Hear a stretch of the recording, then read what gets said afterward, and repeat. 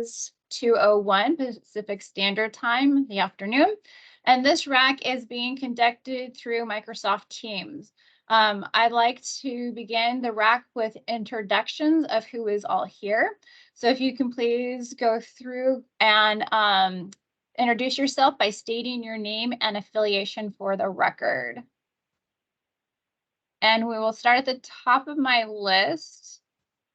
Oh, where'd Karen go? I'm here. Okay. Barely. Okay. Okay. So thank you. So just to begin, we have a phone number that I see popping up, Yeah. ending in 5407.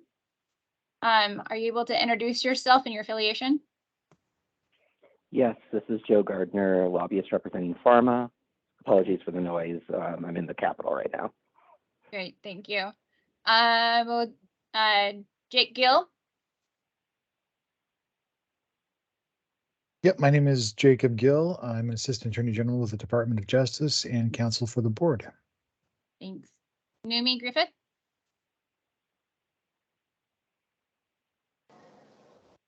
Good afternoon, everybody. Numi Rayfield Griffith, Senior Policy Advisor, DCBS DFR. Thank you. Jennifer Olson. Jennifer Olson, Government Relations Strategies. Thank you. Kevin Russell, sorry. Yes, Kevin Russell, representing the Oregon State Pharmacy Association. Stephen Koyman. Hi, everyone. Stephen Koyman, Project Manager for the PDAB team. Thanks. Regina Harper. Hi, this is Lugina Mendez Harper. I'm a pharmacist and government affairs with Prime Therapeutics. Thanks. Ralph McGrush. And I am Ralph Magrish, Executive Director of the Oregon Prescription Drug Affordability Board and manager of our Drug Price Transparency Program. Thank you. Meredith Guarano. Hi, I'm Mary Beth Garino. I'm the healthcare advocate with OSPERG. Thank you. Christine Radke. Yeah, I'm Christine Radke. I'm a clinical pharmacist with Regents Blue Cross Blue Shield, and I also work on our legislative priorities. Pramila Reddy. Hi, Pramila Reddy with Oregon DOJ, counsel for the board. Thank you. Richard Blackwell. Hi, I'm Rick Blackwell, the Director of Oregon Government Relations with Pacific Source. Cassie Saucy. Susie. Hi, everyone. My name is Cassie Susie. I am, for the rest of this week, a senior policy advisor and lead for rulemaking, transitioning to a different position with the division next week. Happy to be here today. Thanks, Cassie. And Melissa Stiles. I'm Melissa Stiles, the Administrative Assistant for the Prescription Drug Affordability Board. And I know I've already introduced her, but Karen, you want to take a moment to introduce yourself? Sure. Karen Winkle, and I am the rules coordinator for the division. Thank you. And thanks for all for your time and participation in this RAC. The notice for today's RAC was originally published in the Oregon Bulletin and the PDAB RAC website back on March 21st.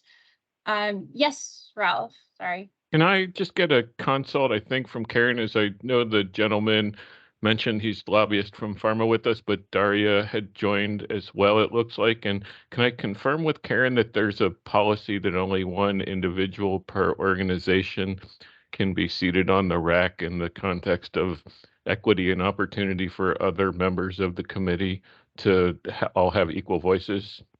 That's correct. But there can be multiple people listening in on the Rulemaking Advisory Committee Sure. meeting. So can we but just only get one clarification that Daria is the seated member and the other gentleman is not? That is my understanding, is Daria is on the Rulemaking Advisory Committee. Great. That's Thank correct. you. Thank you. Thanks. I apologize for being a few minutes late. And thanks, Daria, for jumping on. Do you want to take a second to introduce yourself? Because I don't believe I had you introduce yourself. Sure, Daria McGrew, Director of State Policy for Pharma. Thanks. Thank you. So again, just real quick regarding the development of this RAC. The RAC was originally scheduled for March 28th, or March 29th, my apologies, but due to conflicts with the Senate bill, we had received notification of that conflict, and so we had rescheduled for today with all the updated agendas being posted to the Oregon Bulletin and our PDAB RAC website on March 28th. So going forward, just as a quick disclaimer, we are going to take written comments, and those will be accepted until 5 p.m. Pacific Standard Time, April 10th, with no other comments or exhibits being accepted after that date and time. So please send your comments to Karen Winkle at dfr.rules@dcbs.oregon.gov. And I just wanted to remind us all that I am recording this for, reference. Thank you, Karen. So just a little bit of background and history. So the Prescription Drug Affordability Board, also known as PDAB, was enacted as part of Senate Bill 844 in 2021 within the Department of Consumer and Business Services, also known as DCBS. With the purpose to protect consumers and other entities from high cost of prescription drugs. The law provides authority for the PDAB to adopt rules necessary for administration of the board under ORS 646A .693 subsection 18. And additionally, the Administrative Protective Act, also known as APA, requires the state agencies and boards to adopt rules related to their procedure. The Attorney General's office has provided model rules for agencies and boards to utilize for creating the process to engage in these critical functions, and that was established under ORS 183.341. The Attorney General's office recommends that all agencies and boards adopt the model rule for procedures around rulemaking to comply with the APA structure and requirements. And so today's proposed draft rule is for the affordability review, which the board is required to determine prescription drug affordability. The intention of the rule is to establish the methodology and the process for PDAB to annually conduct an affordability review that identifies 9 prescription drugs and at least 1 insulin product. They may create affordability challenges for the health systems and out-of-pocket costs for patients in Oregon. So at this time, I'd like to open up the meeting to the RAC members to provide feedback on the affordability review draft language that was submitted for this discussion. And you can use your raised hands and I can call on you accordingly.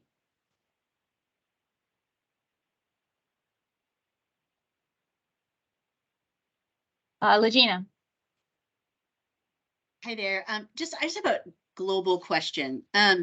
So there's the Oregon Drug Price Transparency Program. There's the PDAB, and then there's the all-payer, all-claims database. I just wanted to clarify the information that the PDAB will be using for the criteria. Is all of that data stuff that's reported to either the Drug Price Transparency Board or the all-payer claims database or the PDAB? I'm just trying to make sure, like, the information, all of these criteria that we're looking at, that's data that you guys already have. Yeah, so it for the affordability review, the transparency program will be providing the board with the required data points that are structured under the ORS 646A.689 and ORS 743.025. So both of those will feed into this information for the affordability review.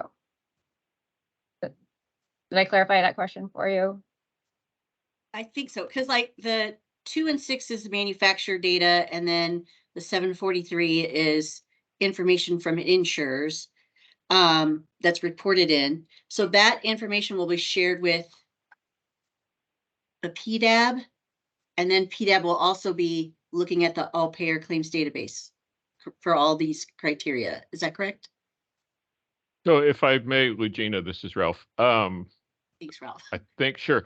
So I think conceptually, the way to look at it is the reports from the Drug Price Transparency Program, which are the manufacturer reports and the carrier submissions.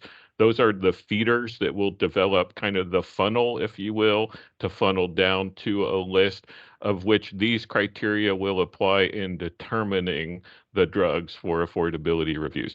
With that said, you mentioned all payer, all claims database, APAC. APAC singularly would not be the data source exclusively. It would be complementary. The agency has authority both through the language in the enabling legislation and through insurance code to make request of carriers for specific information as it relates to net of rebate cost, impact of copays, premiums, et cetera, those types of data points that are prescriptive in Section 2 of 844, if that helps you.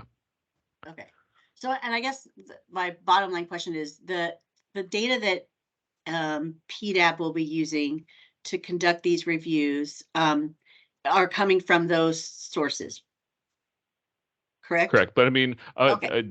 but I mean, with that said, could be from the Orange Book, could be from a whole Oh, host sure, sure. of different publicly available data points, or those that might not be publicly available and would be commercial or otherwise proprietary that we would have license to use. Got it. Okay. Thank you. Sure. I see Rick Blackwell. Thank you, Courtney. So we're working off the draft outline. Is that correct? This is the one that I received on March 29th. Okay. Going maybe a little further back than Regina, is what's in the draft outline a mix of the statute and the rules that will be adopted? Is that kind of the approach that the department plans to take? That would be my first question. And then maybe building off what Regina said, what is the most current data set that APAC or available from APAC? Is it like 20? Seems like there was a data lag, like there's a couple year data lag with APAC data, and I just want to see what that is.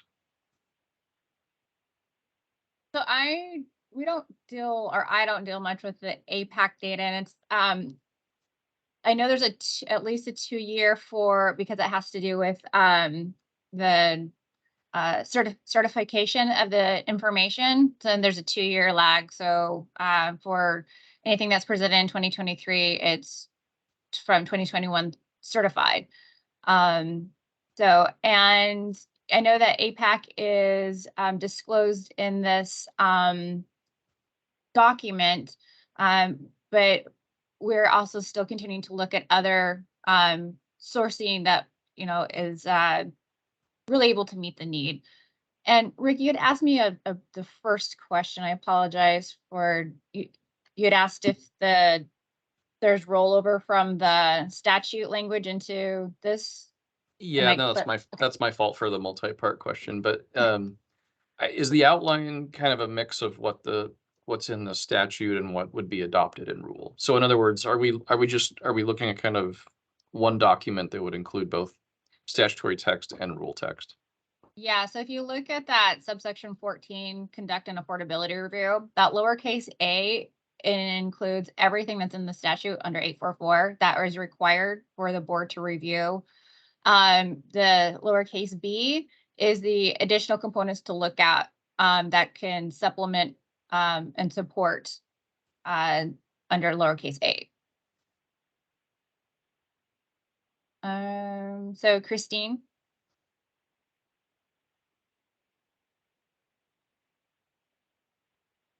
Hi. Okay, so yeah, I just had a couple of questions with regard to the drugs that will be reviewed and how they will be chosen. Well, one, considering the cost of insulin has dropped by Novo and Eli Lilly and Sanofi, is that still going to be part of the selection of drugs to review? So again, I don't have the board members here to, and it's up to the board members and how they want to review and look at that kind of stuff. Right now, this rule is just about kind of making sure that as we develop the draft that it's that we're capturing that, but it will be up to the board and how they want to review that. But I'll see if Ralph has anything to add to that question. Sure. Christine, I would just say, as things stand today, we are bound by statute to implement as written. If 2 years from now, insulin is affordable for every person in America and it's not on the table, then we would seek a legislative fix to remove that and see what more prudent issues were for us to address as a board through the legislature. Okay, thank you. And then I just had a couple of questions. If the draft outline, if there's a methodology to how things will be chosen, and looking at our own data at Regents,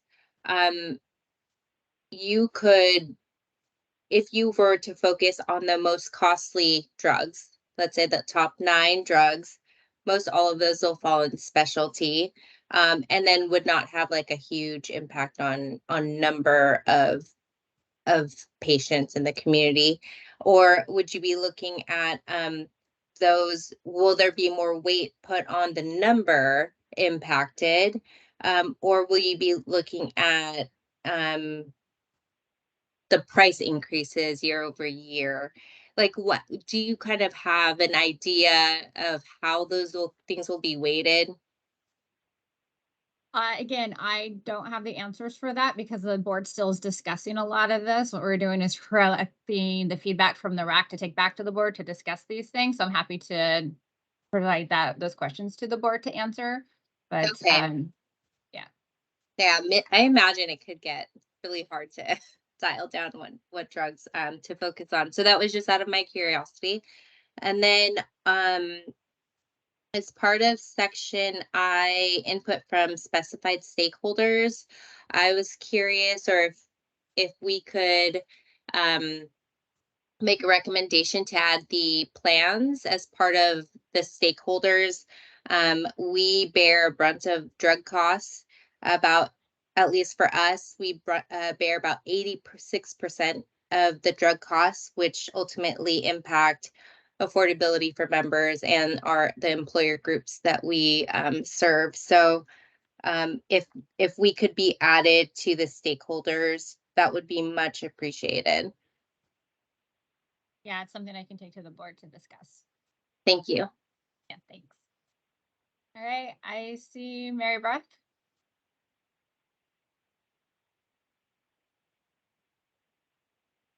Muting.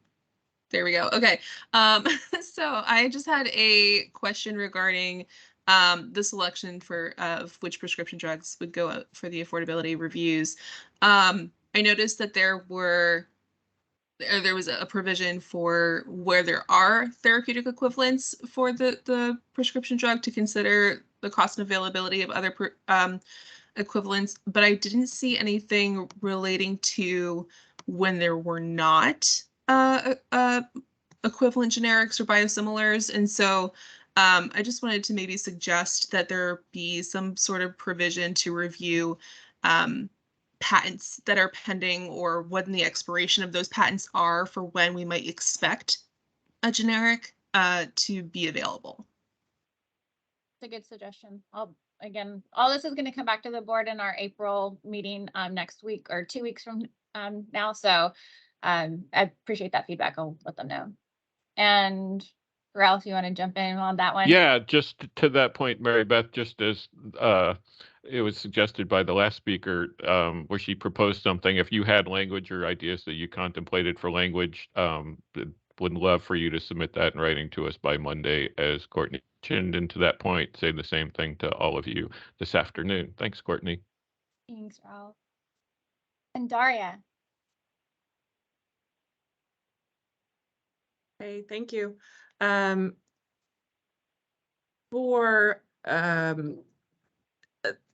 after the board receives the list of the various lists of drugs that are provided from DCBS from existing reports, there is a lot of analysis of metrics that are listed for analysis of things that could be considered for what would lead to affordability review. And we believe that these rules need to be far more detailed on where some of these data points are to be found, or what data will be used. You know, when you're talking about health equity impact, for example, what does that mean? What data will you be looking at, and where will you be finding it? What sources will be used? We think that that should be explored more and fleshed out more before this is finalized. And then, as was mentioned, also, how are you going to rank the different metrics once you have all of,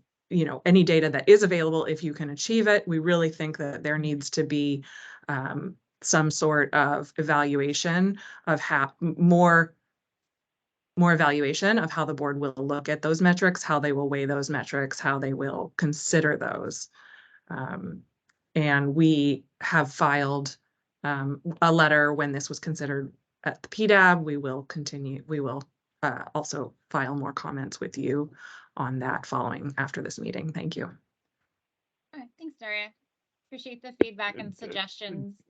Yeah, Yeah, and real quick, Courtney, sorry, Daria, I mean, extending the same overture request to you as just did previously. To your point, if you know of other data sources or have recommendations that for inclusion that you might propose that we look at around health equity and things like that, please absolutely submit those to us as well.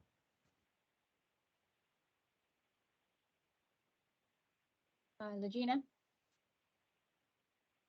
One other question that I had, is there, generally there's a section of like where things are defined.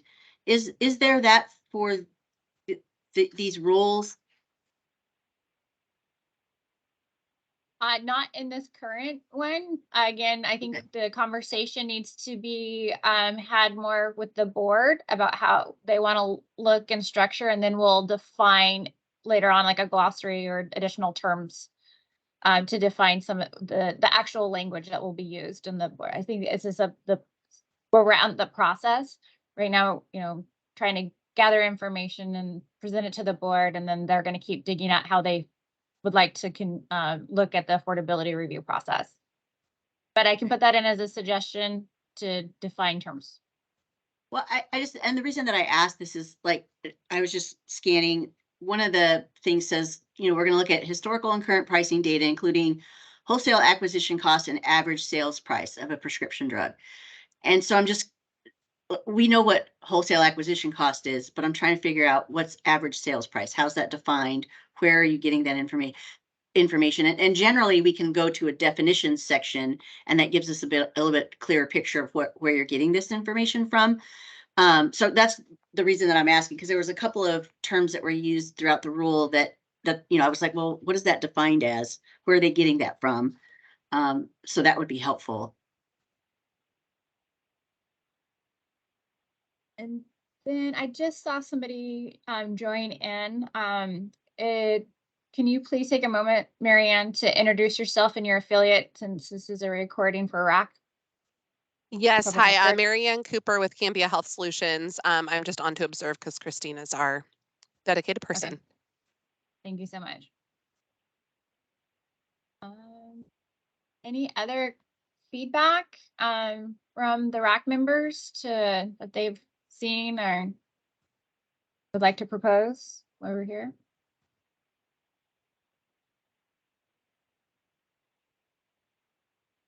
All right.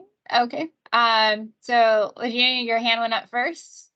Go back Sorry, and I'm trying not to ask to dominate here, but I wanted to just follow up on the questions that Rick had asked and that you guys had answered. So on conducting an affordability review, which is number 4, under little a, I just want to make sure I understand. Little a is all of the stuff that's in statute. So there's nothing to be changed in that section or commented on.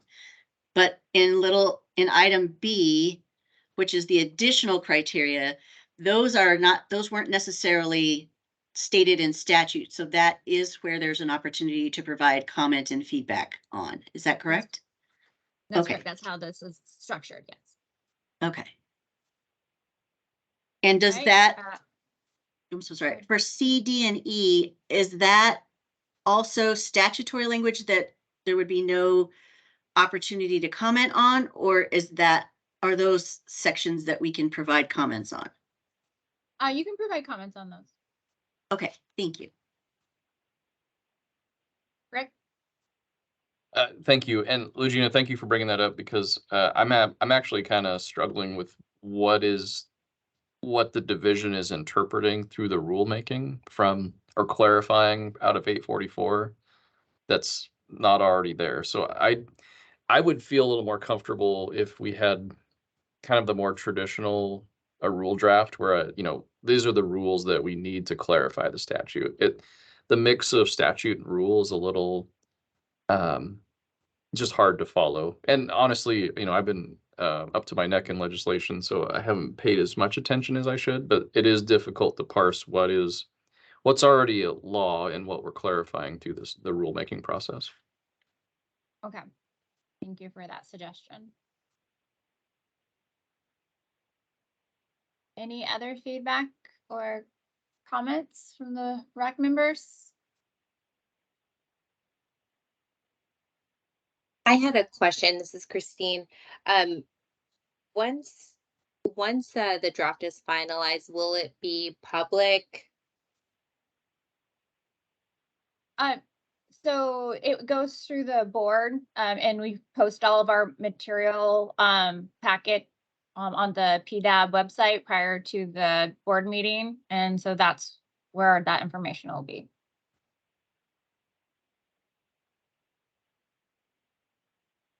And once we file the notice of proposed rulemaking, the draft rules will be public as well. Thanks, Karen, for that. Through the Secretary of State's website. Daria? Thank you. Were any changes made from when the board last heard it to this draft? No, this is the same presentation that has, or the same document that the board is aware of. Okay, thank you.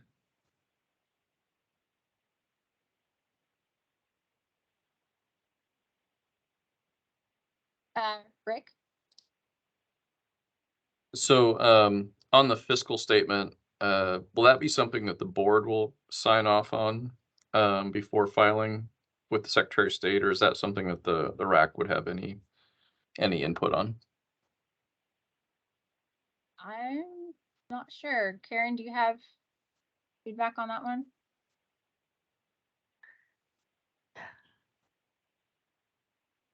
Typically, the RAC, well, ultimately, who signs off on it, I guess, will be the board with the RAC input, and then the division signing off as far as approving it. Does that get to your question, Rick? Yeah, it does. Thank you. Okay.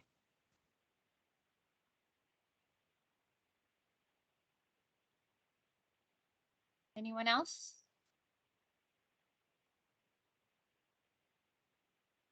All right. So I guess hearing none, thank you all for your feedbacks, comments, suggestions. I will write most of this up and present to the PDAB members on our next board meeting, which is on April 19th.